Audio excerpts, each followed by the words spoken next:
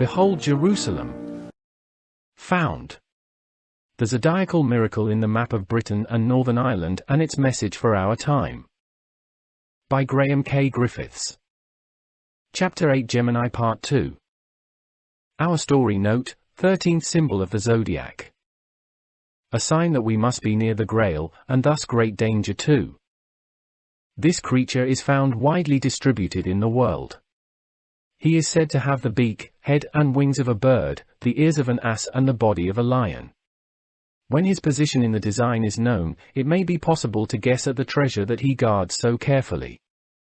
Glastonbury and Britain, a study in patterns. The Somerset Zodiac, Elizabeth Leader. General area, the mystic creature lies upon its side, its head turned to face the north. Blackpool sits upon the top of the head while the outstretched wings reach as far as Liverpool to the south and Kendal in the north.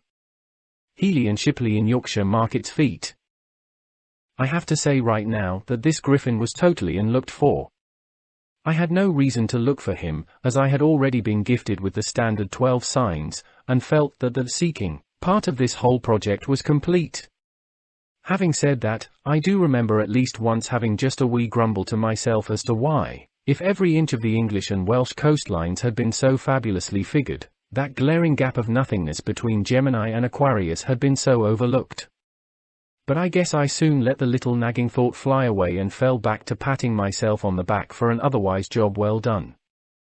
And that's the way things stayed until some months later when the head of an imperial eagle suddenly screamed out at me, not from my trusty Reader's Digest atlas from where all the other giants had initially leapt, but from that geological map of the United Kingdom, no real map at all.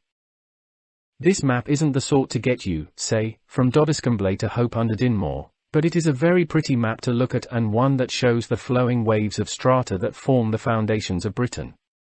And sure, we've already seen how these geological swathes seem at times to lend an uncanny hand in enhancing the presence of these land giants, but I never expected it to show me a giant that my trusty atlas had failed to expose.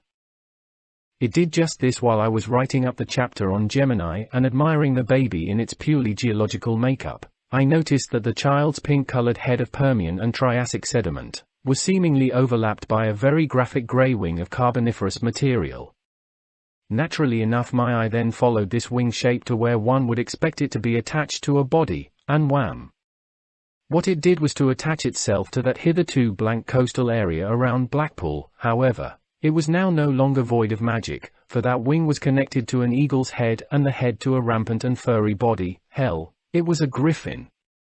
Its head was coastal cut as the rest of Albion's giants had been, except Pisces, but its body was totally formed from the primordial sedimentary slips and slides of Britain's underground foundations and, of course, not noticeable on a normal map. No wonder I'd missed it. Yet so good was this subterranean outline that for the first time I didn't even need to follow roads or rivers for backup, so accurately did the colored sedimentary tide marks present him. Moreover, because these deposits were laid in the infancy of our planet's formation, one can only assume that this Griffin was waiting here long before Ceridwen had her thumb crooked and Pisces its fins fanned. However, I really should have expected his company some time or another, because Catherine Maltwood had also found a Griffin in the Somerset Circle. This Griffin was also stationed back-to-back with Gemini's child at the stern of the Ark, just as Albion's pairing of these two is also uncannily at the stern of its own Ark.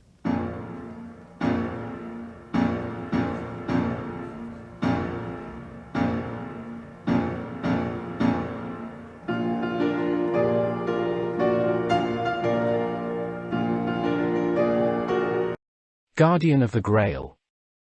Admittedly, a Griffin is, at first sight, a perplexing addition to the zodiac, certainly as a twin for Gemini's baby. That said, if the bedrock of Albion has given birth to such a one, he must come with an almighty purpose. Indeed, as unprecedented as he is, spread-eagled upon the horoscope, we shall find that there could be no finer twin or minder for Gemini.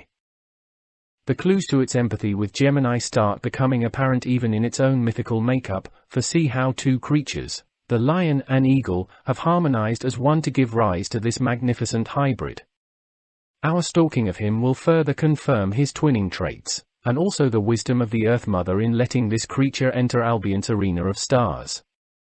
Another reason to be excited at his inclusion is that, for seekers of the Grail, such a creature was more often than not found guarding the gate of the very last portal to that ultimate treasure.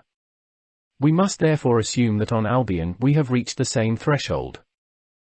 Though he is more than just a doorman, for his credentials sign him as a protector second to none. See this long-standing belief verified, even at a prosaic level, when the Griffin's image was carried as an emblem on a battered shield. He was a favorite to repel blows, both on the battlefield and on tournament grounds across medieval Europe.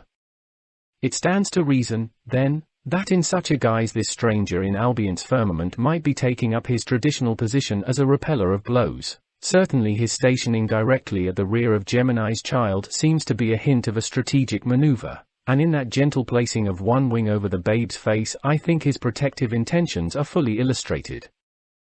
If this is so, we must also assume that out of all the giants on Albion, it is this little one who must be in most danger. Why? Because that child must be representative of the Grail itself. Read again Elizabeth Leader's findings at the head of this chapter.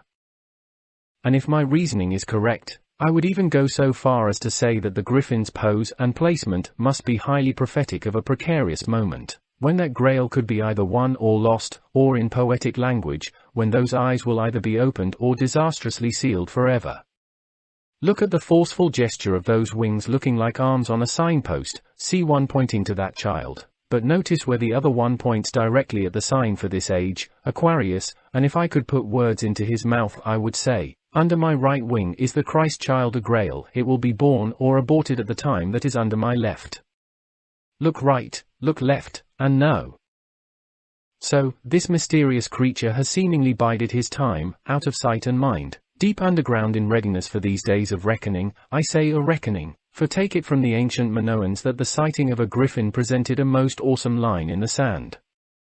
To them it was a griffin that sat upon the actual throne of judgment, and only by his approval could one pass on into the last and ultimate mysteries of the goddess, and, if heeded, thence to the tree of life and the fruits thereof, the Grail in any other words.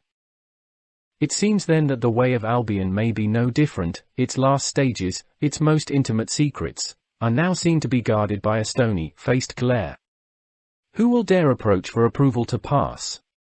I'm afraid only the childlike can.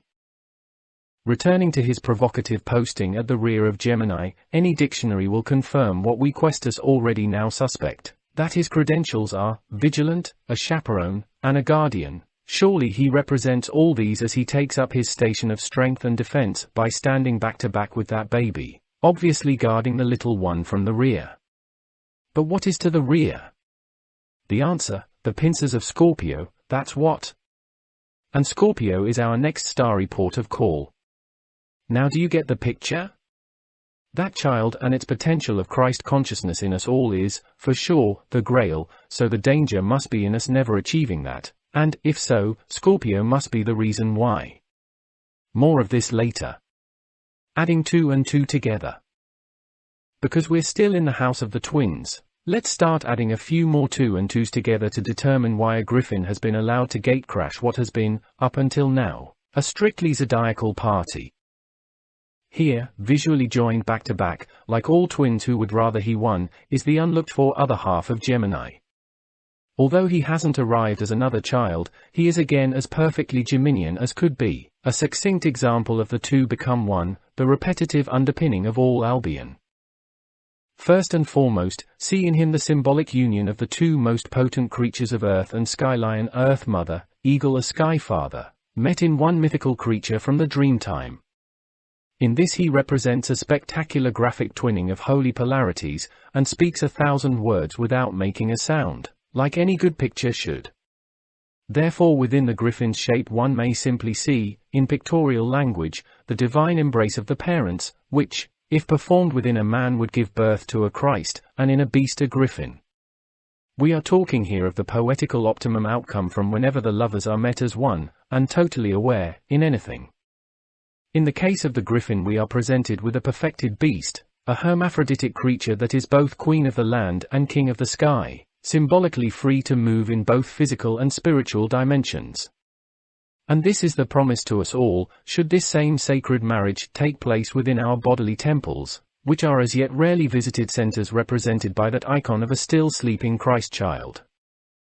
You may, however, think the twinning of an infant Christ and a Griffin too odd a couple. I did too, until I looked a little deeper than the first impression. For instance, after the resurrection, those who saw the risen Christ have, with purpose, recorded that he too displayed double attributes which allowed him to operate on two different planes at the same time. They marveled at him as a spirit passing through closed doors, and yet as a very physical man he let Thomas feel his warm wound. So to my eyes, at least, the risen that fully enlightened Jesus had become, in a poetic sense, a Griffin in the shape of a man, a master of all dimensions, the perfectly balanced son who held the divine polarities of mother as father, matter as spirit, within himself and knew it. And if my theoretical reading of the mythology behind the resurrection is correct, is it any wonder that it is a Griffin that has been chosen to partner the sleeping holy child which, should its eyes ever open, is the token of that same metamorphosis of man into God-man?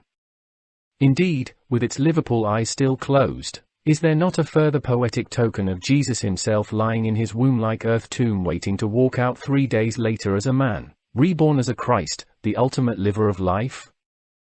Thus this amalgam creature not only protects that soft and fragile expectation of new perception in us all, but underwrites their joint message to the effect that they are the promise of each other. Whoever gives birth to that child within will likewise soar as a lord of all planes, and an evolutionary leap in man's concept of life on earth will have been gloriously undertaken.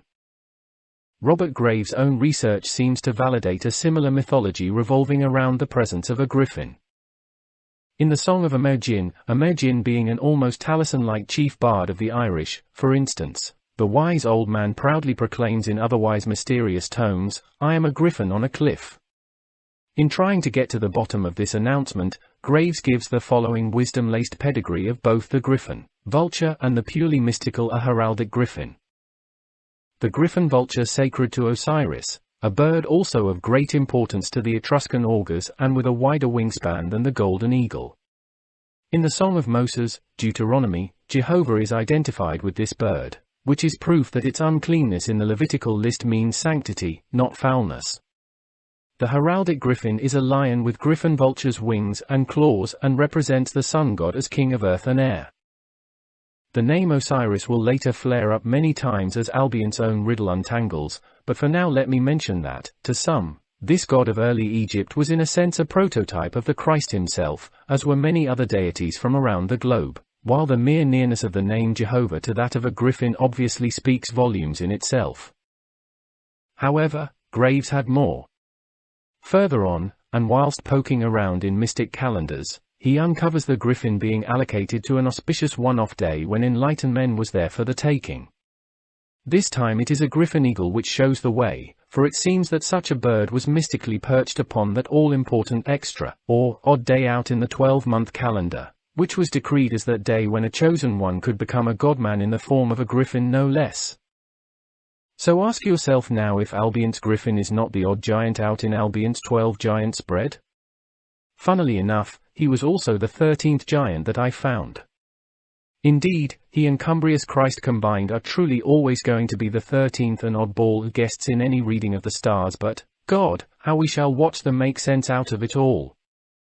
To clinch this harmonious twinning, listen to what happened to Sir Galahad when he achieved the Grail, albeit only in a dream.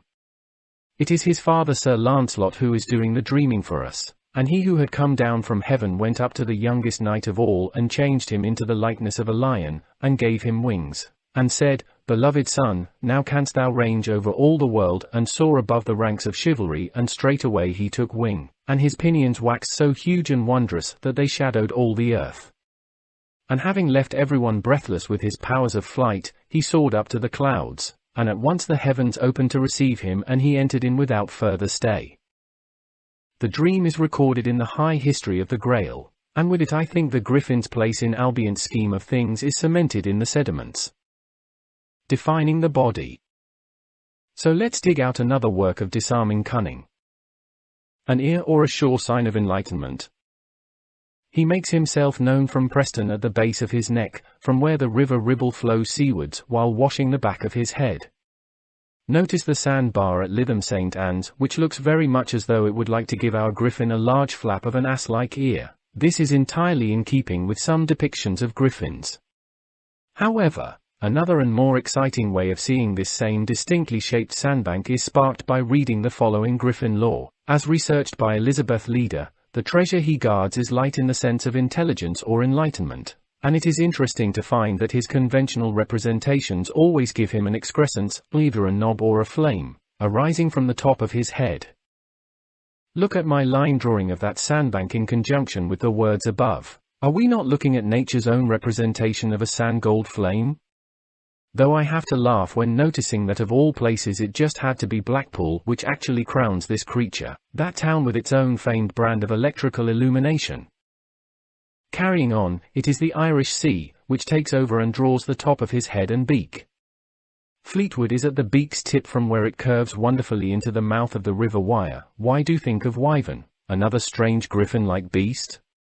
Not End on Sea is on the tip of the lower beak out of which sails the ferry to the Isle of Man. The neck then continues down to bird-sounding Cockerham and with it completion of the sea-sculpted head. The eye, I'd say, was somewhere around the Zoological Gardens on the outskirts of Blackpool.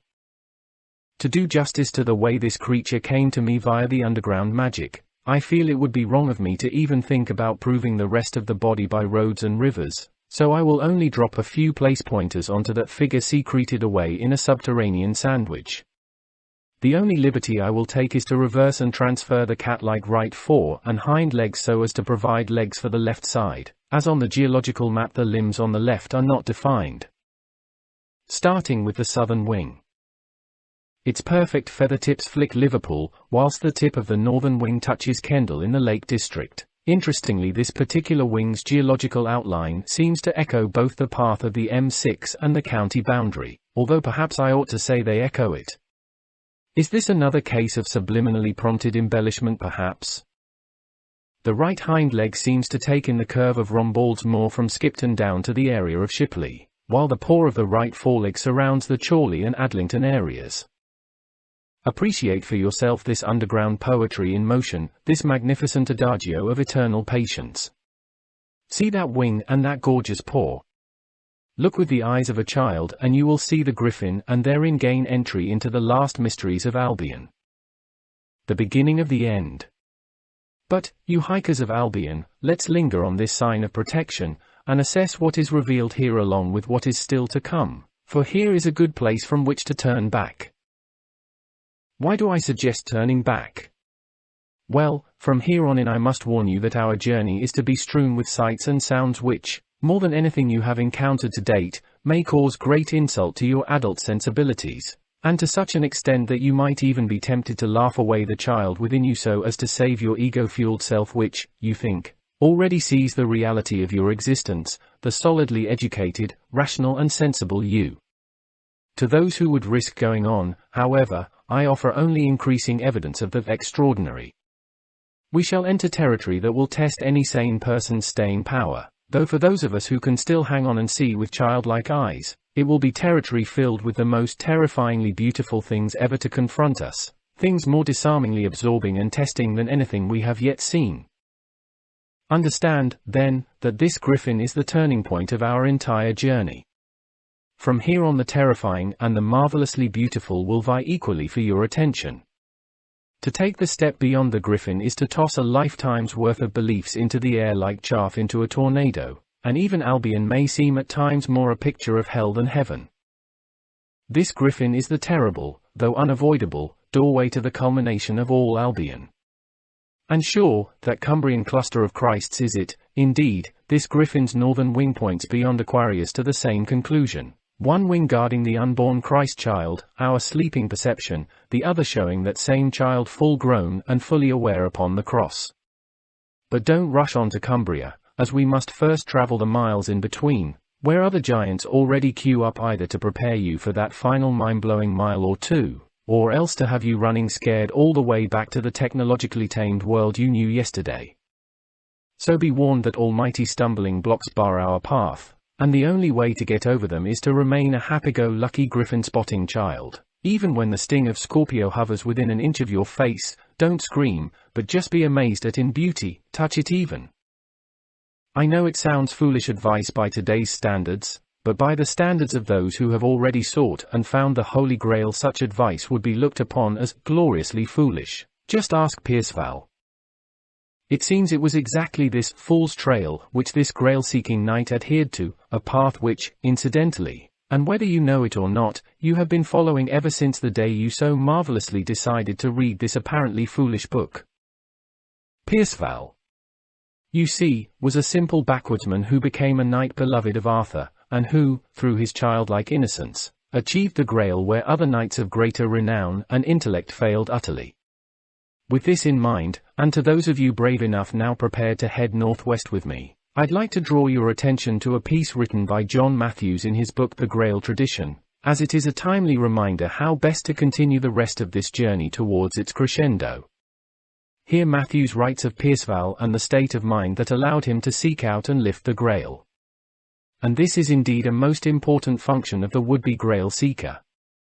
To be able to relate the realms of the everyday and the otherworldly into some kind of unity is to move close to the central mystery of the Grail, the ability of which to do the same thing in non-finite terms is one of its greatest gifts. To have one foot in both worlds, the infinite and the mundane, is a blessed state and one which only the truly innocent generally attain. One could even say that it is necessary to learn how to become truly foolish before one can begin the quest. For as long as we are enamored of the serious reality offered by the outside world, we can hardly begin to step outside ourselves in the manner necessary to perceive the Grail. Well said, John, you have taken the words out of Albion's mouth. Note, Perceval's quest for the Grail has been read as being closely linked to that of Sir Galahad's own. Indeed, it has been suggested that these two were themselves mystical Geminian twins, Perceval being the earthly knight who had to struggle for what he got, whilst the almost Christ-like Galahad was the heavenly and thus guaranteed of his own achieving of the greatest prize. Gloriously foolish, let's head now to the first of those stumbling blocks.